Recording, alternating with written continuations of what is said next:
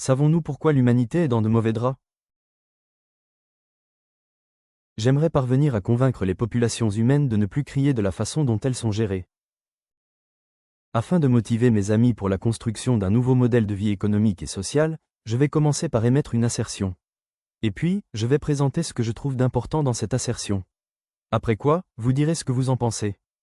Voici l'assertion: dans une agence bancaire, toute personne, même nouveau-né, doit avoir un compte de revenus désigné par journal de budget et un compte de crédit désigné par bourse ou porte-monnaie. Toute agence bancaire doit avoir un compte dans une intendance de la banque centrale officielle. Tout compte de revenus sert de caisse des recettes, et tout compte de crédit sert à faire des dépenses. Une dépense est faite auprès d'un fournisseur, pour le compte d'un usager, pour qui le compte de crédit a reçu un transfert. Un transfert est fait depuis la caisse des recettes d'un responsable de l'usager appelé client. Voici la 10e importance de l'assertion. Elle s'intitule « L'exploitation des matières ou énergies comme fondement des systèmes économiques et sociaux ». Les personnes découvrent les matières ou énergies grâce à leur conscience, qui leur permet de percevoir et de comprendre le monde qui les entoure.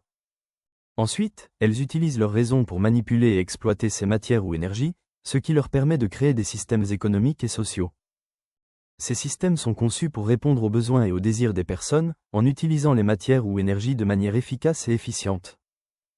Il est donc logique de considérer qu'un système économique et social désigne un système d'exploitation des matières ou énergies pour les personnes. Ce système permet aux personnes de tirer parti des ressources disponibles pour satisfaire leurs besoins et améliorer leur qualité de vie. Les arguments de ce raisonnement sont les suivants.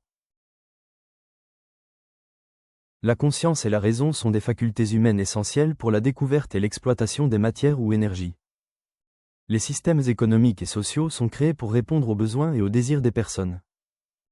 L'exploitation des matières ou énergies est un élément clé de ces systèmes, car elle permet aux personnes de tirer parti des ressources disponibles. La définition d'un système économique et social comme un système d'exploitation des matières ou énergies pour les personnes reflète la relation étroite entre les personnes et les ressources qu'elles utilisent.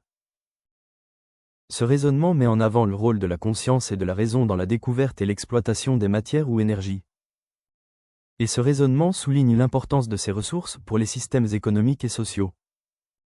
Ce raisonnement fournit également une définition claire et logique d'un système économique et social.